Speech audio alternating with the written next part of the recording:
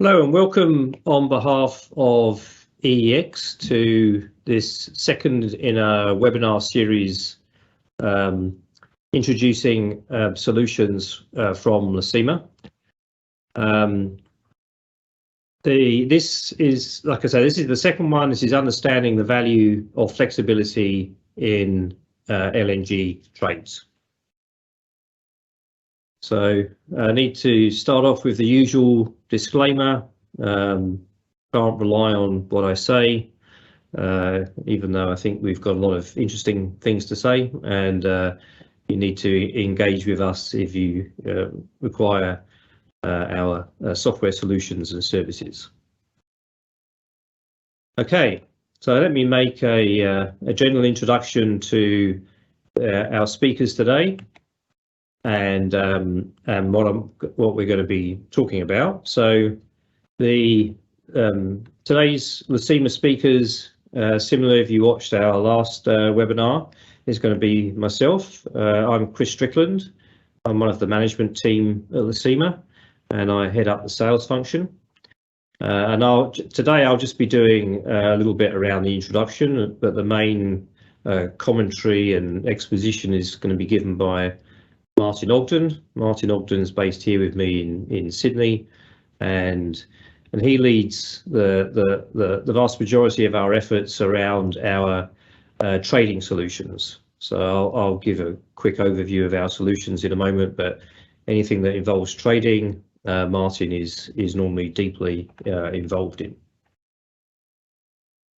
Right, so for those of you that don't know us or didn't attend the last webinar, at a very high level, Lacima is a energy and commodity analytics software provider, and our vision, our mission statement is to empower confident decision making for energy and commodity market participants, traders, market risk managers, credit risk managers, treasurers, etc., through superior innovative analytics and insights. So insights is a key thing that we try and concentrate on a lot, because there's a lot of software solutions that might generate numbers but don't give you a great deal of insights into how and where those numbers are generated, and how you can gain deep insights into valuations, risk calculations, etc. I have one solution, one slide on our software solution, again, for people that don't know us very well. Our clients trade a wide range of energies and commodities, so power, gas, related LNGs, which is the subject of this webinar, oil and products, etc. But also our clients in their portfolios have agricultural products and metals, and they typically are not just trading entities, but they own and operate the physical assets. So they own and operate thermal, wind, hydro, solar power plants, gas storage facilities, oil refineries, pipelines. They do a lot of trading around physical positions, so equity gas production, turning it into LNG. So we cover all of those different markets, and we have two primary interfaces. We also have API interfaces to some of our engines, but we have two primary interfaces to our software solutions. So if you attended the webinar 2 weeks ago, we used as the interface to the analysis that we did there our Lacima Trader product, which is a Excel add-in, and that's primarily used for ad hoc type single deal analysis. So we have solutions around building forward curves for power and gas markets, standard derivative pricing, futures, swaps, European, American, Asian options, calendar spreads, dark, clean, dark, spark spreads, etc. The focus of the webinar 2 weeks ago was around gas swing contracts and storage. So that's what we use in order to generate the analysis that we talked through last time. We have another webinar in 2 weeks' time, I think, around spreads in European gas markets, so essentially gas transportation. So we have a the ability to be able to value those types of transportation deals. And we give users access to our single and multi-factor simulation engines via Lacima Trader as well. So that's a Excel add-in that they have a whole bunch of access to our models, calibration routines, simulation routines, etc. And then the light blue box on the right-hand side is essentially our portfolio level calculator. That's typically used by our clients as a risk engine. So, and what this provides is enterprise-wide valuation, optimization, market risk metrics, credit risk metrics. So things like mark to market, P&L attribution, value at risk, gross margin at risk, earnings at risk, those more sort of cash flow based metrics, current and potential future exposure on the credit side. And then within that application as well, which is the analysis that we use for this particular webinar, we have a whole set of functionality around LNG deal analysis, portfolio analysis, which can then be extended to the risk components that I was just talking about. On top of all of these things, stress testing and scenario analysis, and then the ability to report either directly out of the application or via an Excel plugin or via dashboards or exportable via API to your own business intelligence tools like Power BI and Tableau. And one of the things that we have and our clients like is that there's a consistency of models irrespective of the methodology that you use to access it. So via an API or Lacima Trader or Lacima Analytics, you can use exactly the same simulation engines, calibration engines, optimization engines, derivative pricing, etc. As I said, the analysis of this particular webinar focuses on LNG individual deals, and if we've got time, rolling those up into analysis of portfolios of these deals with the potential hedges that we have in that portfolio. All right, just a quick plug for if you've missed the last webinar, so capturing the value in gas swing contracts in the European markets. One of the things I meant to say at the beginning is that this webinar is recorded and will be uploaded to EEX TV in the next couple of days. So if you missed the swing contract webinar 2 weeks ago, that's already on EEX TV, so you can have a look at that. Today's one is obviously understanding the flexibility in structured LNG trades, and then we have two more in the series. One before Christmas, which is looking at these kinds of gas transportation deals that are popular at the moment to capture, monetize, hedge the spreads between European gas hubs. So that's on Tuesday in 2 weeks' time. And then after Christmas, we have a more risk-based webinar on measuring the risk in power and gas portfolios, understanding the hotspots of what's, where are the hotspots of all the things that we trade, how's it changing from one day to the next, and looking at gaining as many insights into the numbers that are calculated as possible. All right, so let's get on to today's. So back in October 2020, I have it here, Martin, myself, a colleague of ours called Boda Kang, we wrote a short paper which appeared in one of the LNG industry trade journals that was entitled Getting the Numbers Right. And in that article, we wrote that LNG market participants operate in highly material businesses. And so at the time we wrote, this was October 2020, with prices currently just under $2 per MMBTU, a single LNG cargo has a value of approximately $6 million whilst a train of 60 cargoes a year would have a book value of $360 million. That was back in October 2020. In July, August of this year, we were looking at prices of $8 to $9 per MMBTU, and with prices currently just under $6, then the numbers we spoke about before are now triple those levels. So we talked about in that article, we talked about the levels of prices and volatility, supply and demand, fundamentals. At that time, we were talking about the forthcoming US 2020 elections, uncertainty over Brexit, and we ended the article by saying that in summary, the LNG market has never experienced as many major factors which can affect price and volatility. It can also be observed that the market expects significant ongoing uncertainty, as evidenced by the high implied volatility in option markets. So how right we were.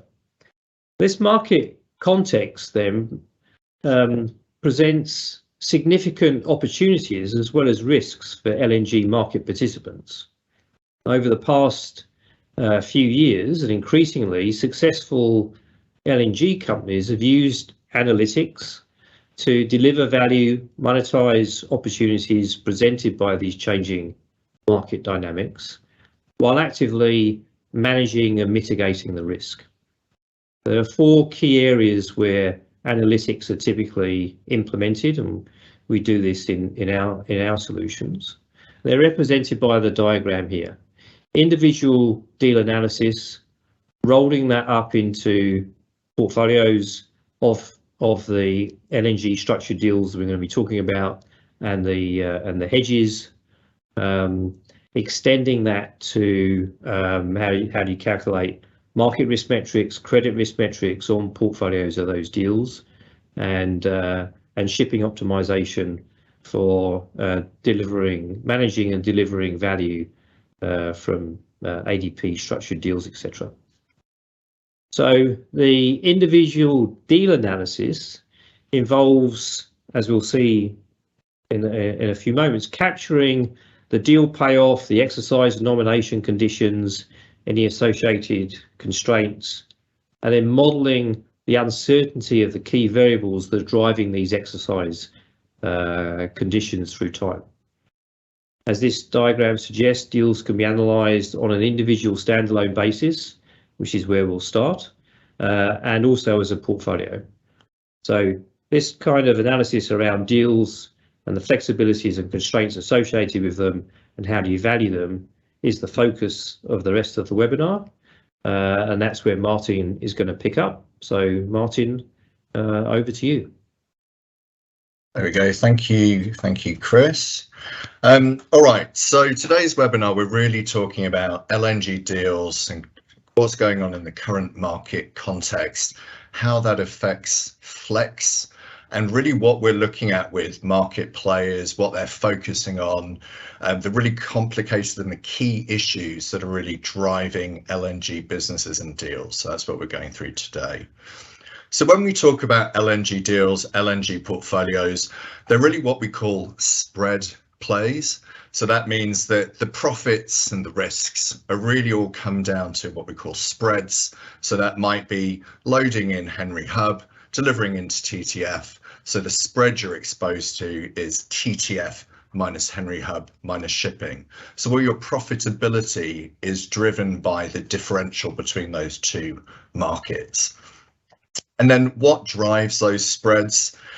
So high volatility, low correlation, differences between the spreads. So if you've got a really high volatility market like say JKM or TTF and a lower volatility market like Brent, that can make the spread really move around. And those movements around in the spread mean that the value of LNG deals and LNG portfolios can really move around a lot. And that's really what we've been seeing over the last couple of years. Spread blowouts, what do they mean for LNG players? Well, big risk, big reward. So if you're an unhedged LNG player, and you're looking at your book, I'm sure over the last year you'll have seen very wild swings in the P&L that you're getting. So lots of risk, lots of reward. If you're hedging your exposures, you're reducing the amount of risk that you're exposed to once you put the hedge on.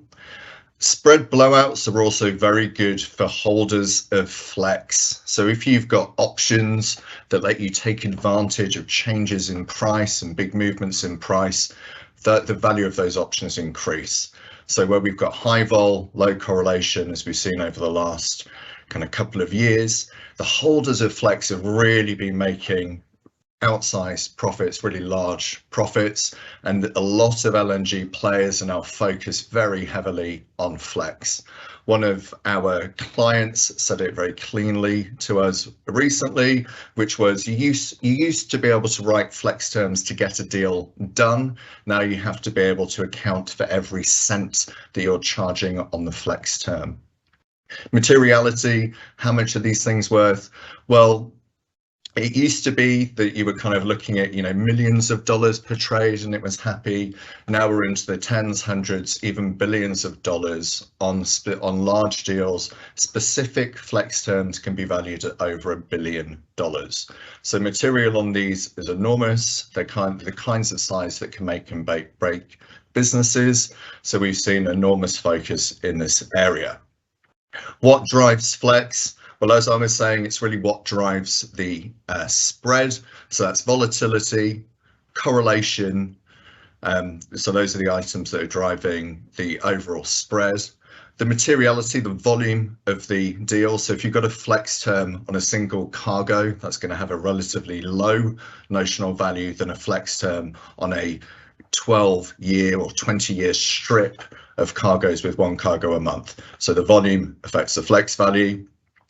The next one, which we're going to go through in quite a lot of detail in this webinar, are things that are called compound options, which are essentially options on options.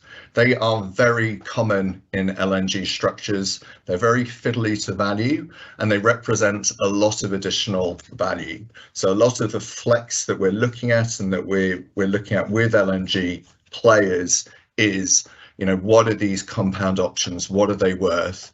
What happens when you combine options and get these compounding effects? What additional value can we get from flex? And like I say, the mathematics under it can be a bit fiddly, but the materiality is enormous. So it's an area where clients are focusing. And finally, portfolio effects. So you can look at flex on a deal on its own, and you can look at flex on a deal as part of a portfolio. So again, a lot of LNG players now, it's all looking at not just what is my deal doing, but what is the effect on my existing portfolio. So through this example, we're gonna refer back to kind of a standard deal.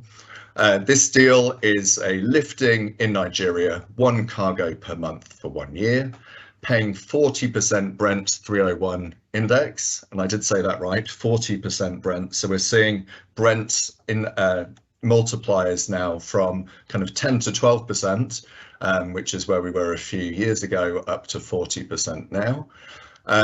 We receive TTF, so we're going into Europe receiving TTF. We have the option to swap one summer cargo for one winter cargo. We can flex the volume that we deliver up and down by 5%. We can cancel up to 3 cargoes. We have the option to divert from Europe to Asia. We have the option to change what we pay for the gas from 40% Brent to TTF plus €5. And finally, the seller has the option to sell an additional 2 cargoes. So through this example, we're mainly looking at this deal from the buyer's perspective. But when evaluating a deal, and Lacima software does this, it's important to evaluate both sides so you can understand the decisions that are made by both counterparties because they affect each other. So in this deal, the seller has the option to increase the number of cargoes that are delivered under this deal by 2. Right, this is a quick kind of view of our input screens or part of our input screens. Really, I just wanted to show you guys kind of the main information is kind of what you'd expect. So you can put in prices, price functions, S-curves, very complex pricing formulae, shipping economics, ports, pricing around ports, etc., and all the flex terms.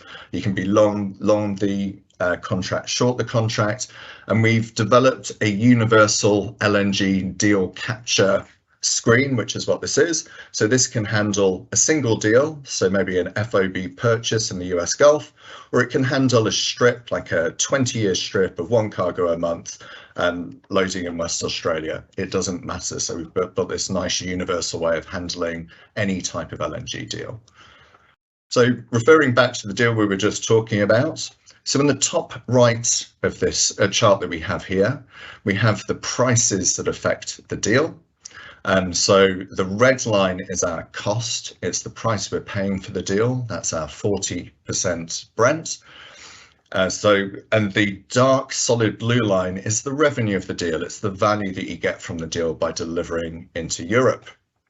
The dotted blue line is the value of diverting the cargo to Asia and then through the year.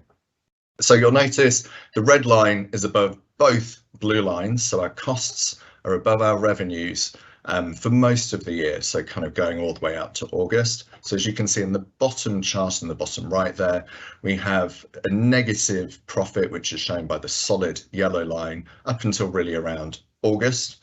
And then when we get to August, you'll notice that the two lines, both the dotted line and the solid line, so the solid line being the profit from going to Europe, the dotted line being the profit from going to Asia, they're both profitable, but it's probably more profitable to go to Asia than Europe. So the first thing to point out about this deal is its current value is negative.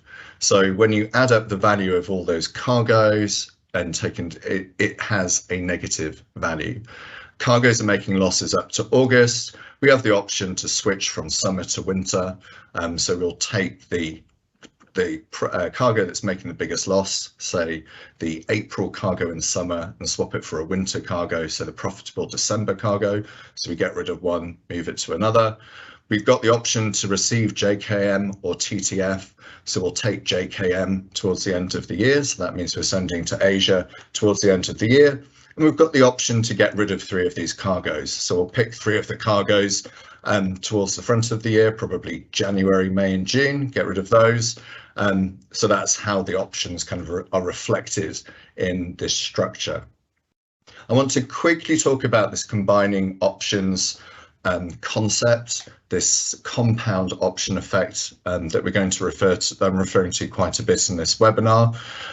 We have different categories that we refer to. The one that we have here a good example of is something that we call value enablement. So that means that you've got an option that on its own has very little value or no value. And then there's another option that when you have that makes the first option have some value. These are oddly common in LNG contracts, and we have a good example here. So our base case in this example is sending to Europe and receiving TTF, and we're going to pay 40% Brent for that. We have the option to, instead of paying 40% Brent, to pay TTF plus €5.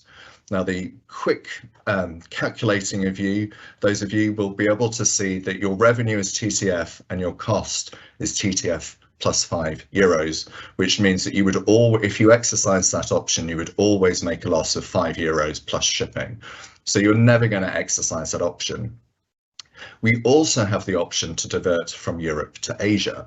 So when we add in that option, there are cases when, for example, if the TTF were to collapse and JKM were to go through the roof, then you may flip and you may exercise the TTF plus €5 option, because it means that you're paying a low number because TTF's collapsed and you're receiving JKM, a high number.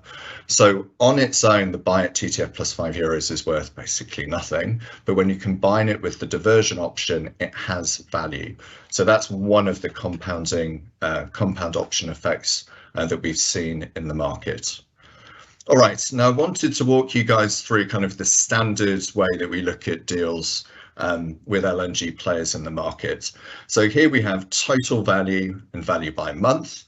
And here you'll see that my total value is showing around $700 million of profit. So you'll be saying, well, hang on a minute, on the last slide you said the intrinsic value of this deal is negative. It's currently losing money. How on earth is it worth $700 million? And that is that comes down to something we call intrinsic and extrinsic value breakdown. So intrinsic value is what is the thing worth. So on the left-hand chart here, you'll see it's currently worth, say, minus $50 million. And then extrinsic value is the additional value that the deal is expected to make by moving through time. So that is, so from where prices are now, we simulate prices forward and we say under each price simulation, how much did was the deal end up being worth? The average of that additional value is the extrinsic value. So it's the additional value that you get by moving through time. That's really heavily driven by volatility of spreads.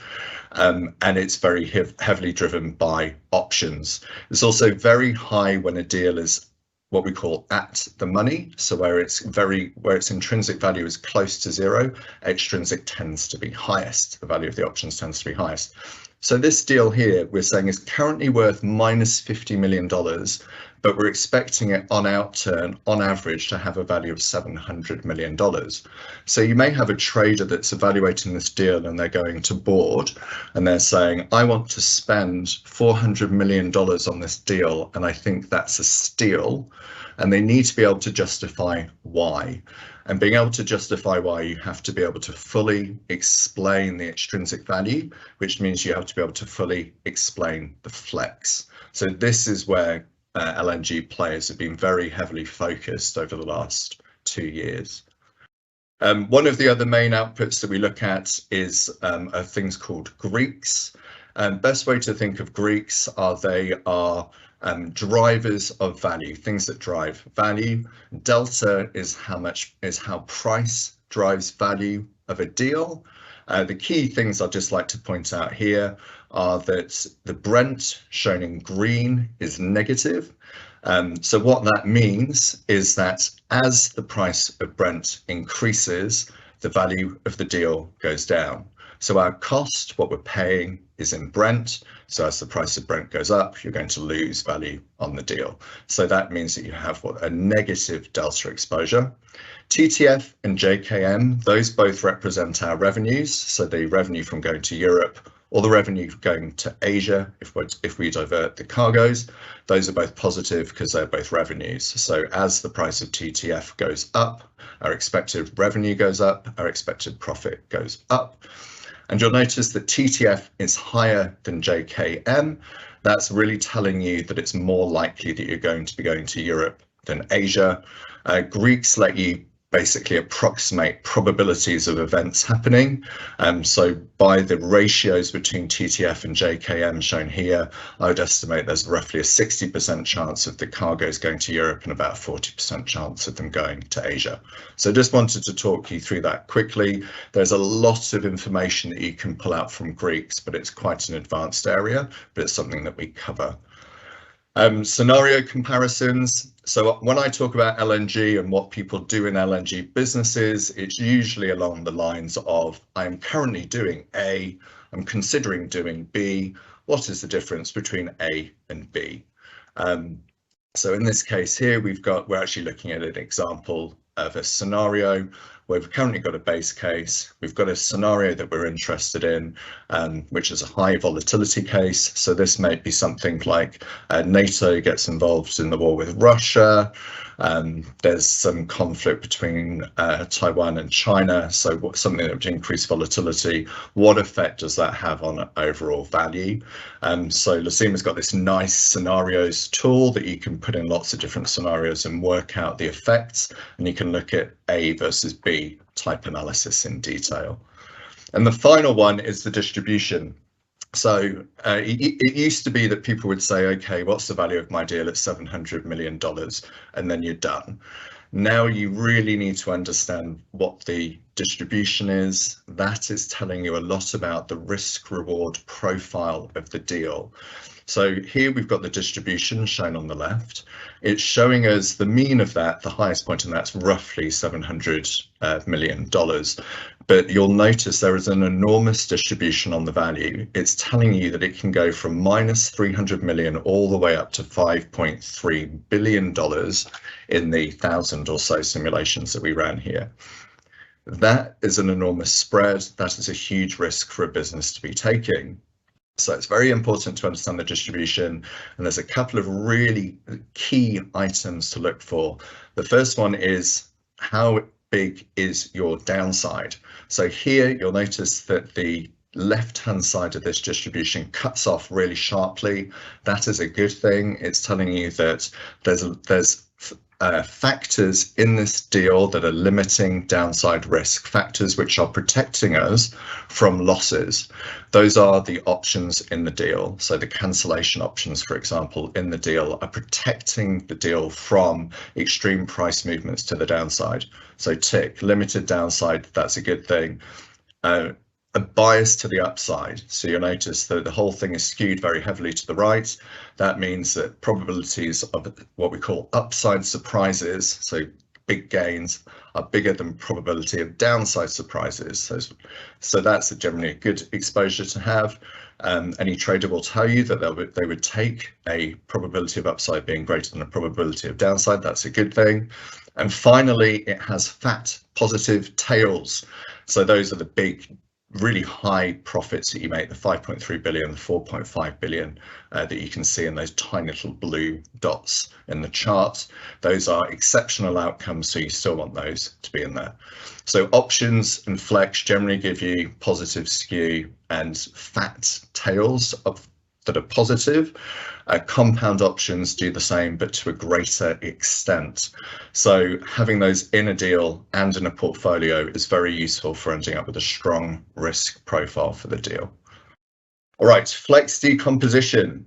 So this has been a big area we've been focusing on. So as I was saying, LNG players now have to be able to justify what they're paying for each component of the deal. So here we are showing how each of the flexibility terms in the Nigeria deal I went through at the beginning breaks down. So the first thing we do is strip out all the flex, and then we add in each flex term sequentially. So first of all, we add in price flex. That makes an extra $4.70 in MMBTU. Then we take the price flex back out, add in location flex. So what's the value of being able to switch into Asia versus Europe? That's worth $4, etc. So that lets us break down each of the components of value. And the big thing I'd like to point out here, you'll notice that in the middle we have a red block, which is the additional cargo flex. Why is that red? That is the seller's option. So we're looking at this from the buyer's perspective. The seller has an option against us. They can dump 2 cargoes on us, when from our perspective they would be making large losses. So that option is worth money to them. They're getting rid of cargoes at a good price. It's bad to us. We're receiving cargoes at a bad price. Now, the final piece in here, which has really become the most important one, is the final item that you'll see just next to the grey bar that says compound flex, valued at $5.40. Now, this is the cross effects of all the flex terms. So we found that this compounding flex, this compound option effect, can have enormous value, and is very important to understand when you're moving around elements, when you're negotiating a deal and playing around with elements. You need to understand the value of the flex on its own and the effect it has on the compound flex, the total flex overall. So to go through this, so when we're looking at compound flex types, the first one that we see is something called duplicates. That actually has a negative compound flex value. A good example of this is the option to reduce volume and the option to cancel a cargo. So you've got both of those options. Now, if you think about it, they are doing the same thing. So if prices go against you, your cargo's making a very large loss, you're going to want to exercise both of them. So you're going to want to cancel the cargo, and you're also going to want to reduce the volume. You can't do both. So you cancel the cargo, you lose the value reducing the volume. So that duplicate effect is negative. So some structures have this negative compound flex effect in them. It's important to understand where that's coming from and try and remove it if it's within a portfolio, within a deal. Value enablement, this is the one I went through at the beginning. So this is where you've got one flex term that's not really worth anything on its own. You combine it with another flex term that has value. So it's important to, if you've got flex terms in a contract that have no value on their own, adding in flex somewhere else so that you can enable value. Now, compound options, this has been an area we've been focusing on. This is kind of options on options. So a good example here is if you think of a cargo, so you've got an individual cargo, that cargo's got 3 flex terms on it. In fact, all our cargoes come with 3 flex terms on them. So let's say price flex, volume flex, cancellation flex. So every cargo's got 3 flex terms. And then at the ADP level, we have another flex term, which is the option to take one cargo. Now that ADP flex is an option on a cargo, so you take the cargo, and if you exercise it, you get another 3 options. You get the 3 options that you get for every cargo.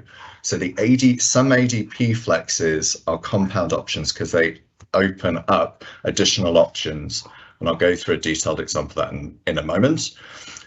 The final one that we have is something called multi-compound options, or what we've referred to as multi-compound options. These are options on compound options. So the main one of these is deal extension flex. So that option opens up multiple ADP options, which in themselves have options on cargoes.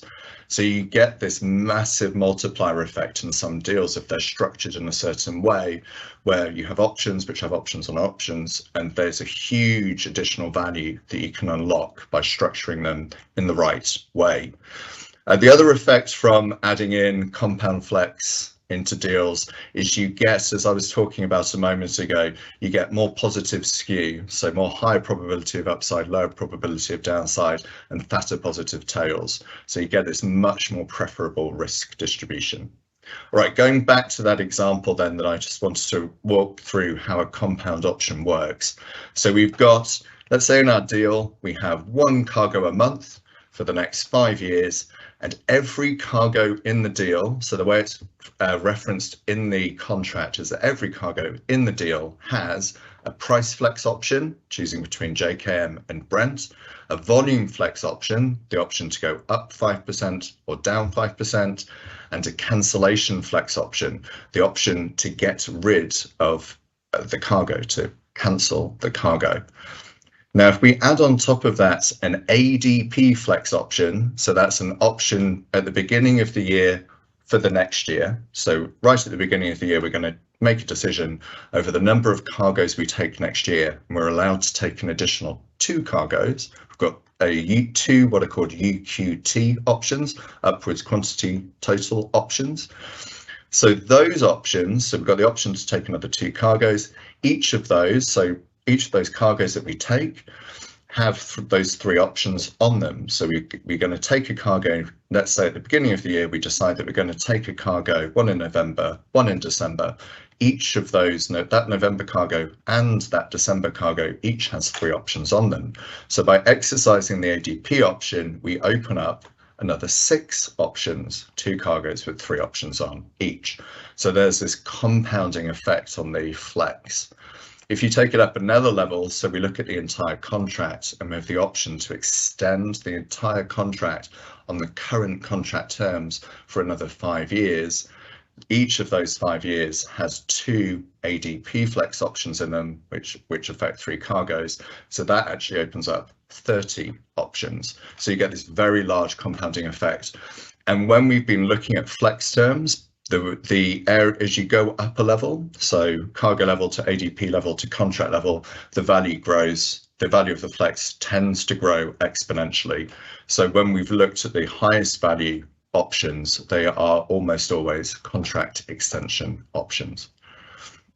Finally, the the way in which we look at the distribution. So if you're adding in here in the red, we have a single flex cargo, and in the blue we've added in a compounding flex option. So you'll notice that it has a much narrower distribution, it's skewed to the right, it's still got a lot of what we call fat tails and positive outcomes. So you end up with this very preferable risk profile where you've got a lot of upside gain and you're limiting your downside by creating these compound options.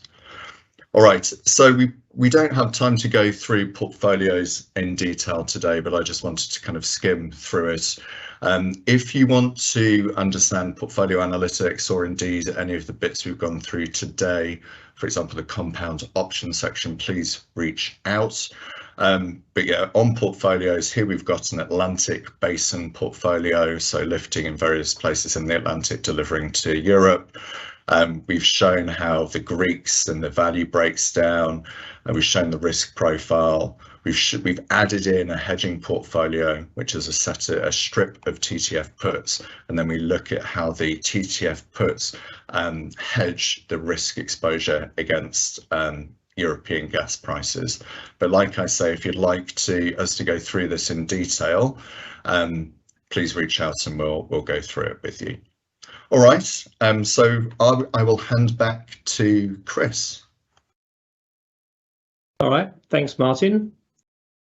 Yeah, I'm going to put some contact details up at the end. So if you'd like a copy of the slides, then feel free to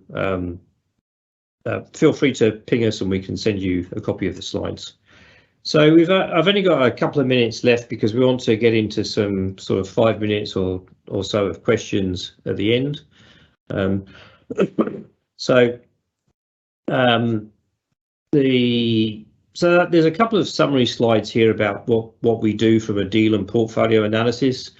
Essentially, we answer the questions that Martin has been bringing up in terms of what's the value, how do you decompose the value of a contract with lots of different flex terms into its component parts, and then that allows you to ask the typical questions that are involved in this analysis. So what happens if as a seller of these types of deals you put in a DQT option, or you increase the number of DQT options?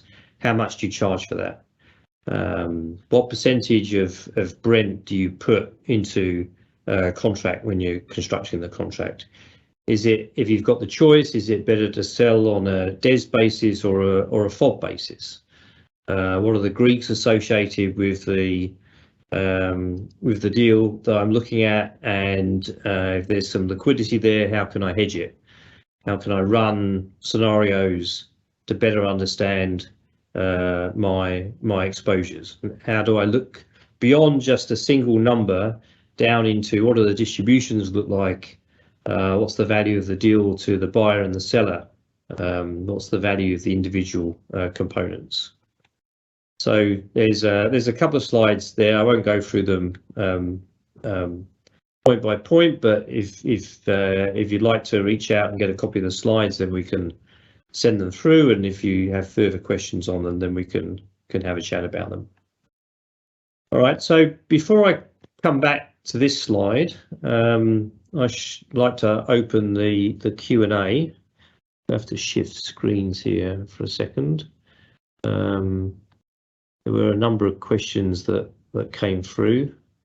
Let me just get them up. I have to get them up on my screen here. Okay, let me publish them. All right, so Martin, I might, there's a couple there I could potentially answer, but there's a few there. I might start with you. There's often when we're doing this modeling, we're modeling variables in, say, MBPs in sterling, TTF might be in euros, Henry Hub in US dollars. How do you capture the FX components and risk associated with deals of this type? Yes, so we do You can put in FX as a standalone part of the formula, and then it will decompose out FX risk just like it does, say, TTF. So Lacima's got this nice generalized framework for handling what we call risk factors. You can think of them as prices. And it allows us to handle FX in a similar way that you would handle, say, a TTF gas price. So we can put that straight into the model, and it can spit out FX exposures and the Greeks on FX if you're wanting to do some complex risk analysis. All right, so that's sort of related there. One of the other questions is how are the prices modelled, and you reference that it's similar. The FX is similar to other risk factors. So for a deal of this type, obviously we're modelling Henry Hub, we're modelling Brent, we're modelling TTF, and we might be modelling FX rates, might be modelling JKM. So what we need, or what any solution needs to be able to look at this sort of detail of the valuation is what are realistic models for those different variables. So this is a classic example of something that we see all through energy and commodity markets. Of what we're really interested in is the joint evolution of variables. So you can have a model that you like for Henry Hub. Could be a single factor model, could be a multi-factor model, but what we're really interested in here is the spread between Henry Hub and TTF, or Henry Hub and JKM, or TTF and JKM. So what we're really what is very important here is being able to choose a modelling framework where we're able to model the joint evolution of variables. That doesn't have to be via correlation. In fact, correlation is probably quite a weak way to model the joint evolution of variables, especially if one trades as a spread to another. So if you know that one market trades as a spread to another one, then modeling the two markets via, I don't know, single factor models or multi-factor models, and then linking them via correlation, if we then look at the implied spread, that can go to unrealistically high, unrealistically low levels. Sometimes it can go large and negative, where we might not expect that spread ever to go negative. And so we have to be careful about how we model them. So we would typically, if there's enough liquidity in the underlying forward curves, we model them as multi-factor models rather than single factor models, because we want to be able to pick up the fact that although the curves are moving predominantly in a parallel fashion, they twist and they have changes in curvature. But if there are other variables that evolve typically as spreads to a more base variable, then we would look at linking them in that way.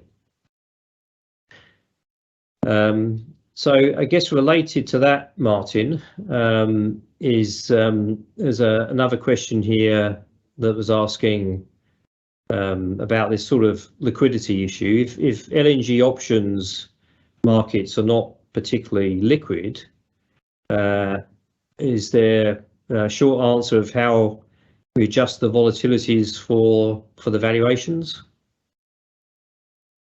Well, yeah, I would say the option market, if you're using it purely for modeling, the option market is giving you the market's view of vol.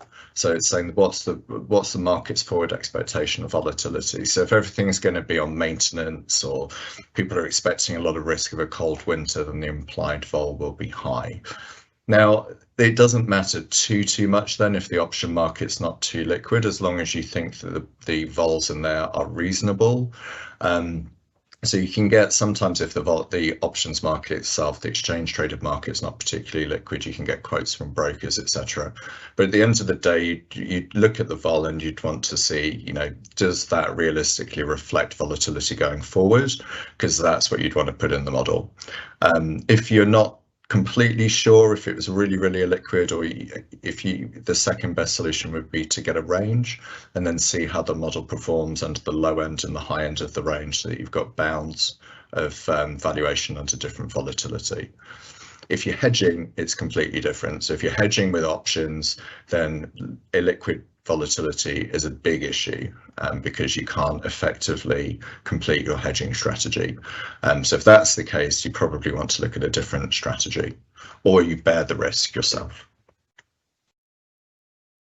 All right, and you mentioned in there that one of the questions is asking about the kinds of stress tests that are available and people run. I guess you covered some in the presentation itself, and you've also covered stress tests there in terms of stressing vol inputs and stuff like that. And can you sort of summarize the kind of stress tests that people typically use on portfolios of this type?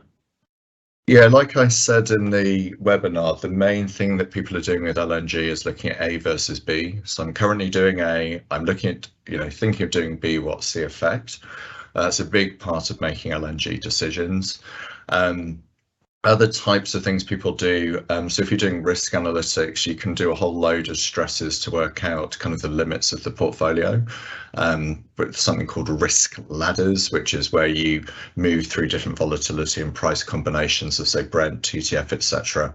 That's useful for giving you an understanding of like the whole universe of how prices move.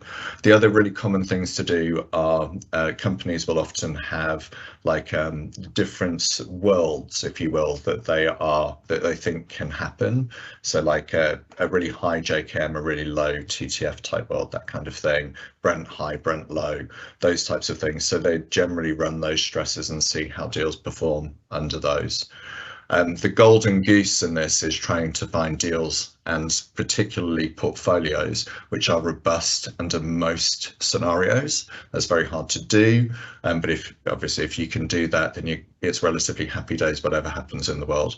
But yeah, Lacima has a very robust framework. It's called the stress testing framework. It lets you run scenarios, such as we were saying, like with moving around prices, vols, etc. It also lets you do A versus B type analysis, where you're saying, I currently have this portfolio, I'm going to add this deal. What's the effect of adding the deal to the portfolio? What's the portfolio effect? Okay, all right.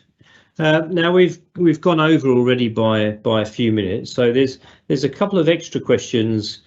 Excuse me.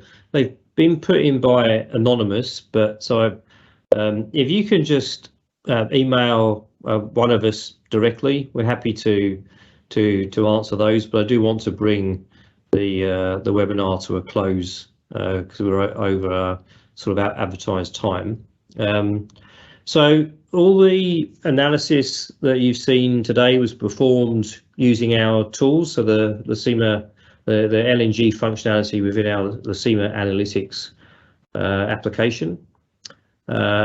So if reach out to us if you're working on a material deal, maybe you're putting together a board paper, use our help to justify what you're doing, look at the value of different components, etc., the risk associated with the types of deals. We'll be very happy to talk to you about that and tell you how we can help. So if that's the case, reach out to discuss our solutions, the expertise that we have that can help you. So thank you very much. Thank you to EEX for the opportunity to present in this forum. Thanks for all the market participants for your attendance and attention today. As I said, there are some questions that we didn't get around to. Not sure how we can discover who anonymous is, but just ping one of us via email that are up on the screen here. If you have any further questions for people looking at the recording outside of this sort of live webinar, then let us know and we'll get back to you. As a general point, if you'd like to understand more about our solutions, both the last webinar and this webinar, all the analysis was based off of using our solutions to produce results. If you'd like to understand more about our solutions, and in this particular case, how they can be used to value LNG flex deals and perform risk analysis with portfolios of these deals, then please reach out to either Martin and myself or one of our 2 London-based sales representatives, Ivan and Stephen, who will be happy to talk to you. And I'd like also to give a big shout out to Ying in our office here, who has done a lot of work to put together the analysis. If you're an EEX member, then please feel free to reach out and involve your key account manager in any conversations. And as I mentioned before, should have said up front, you'll be able to view this and our other webinars on EEX TV on YouTube. So thank you very much. Good morning or good afternoon, wherever you are. Thank you.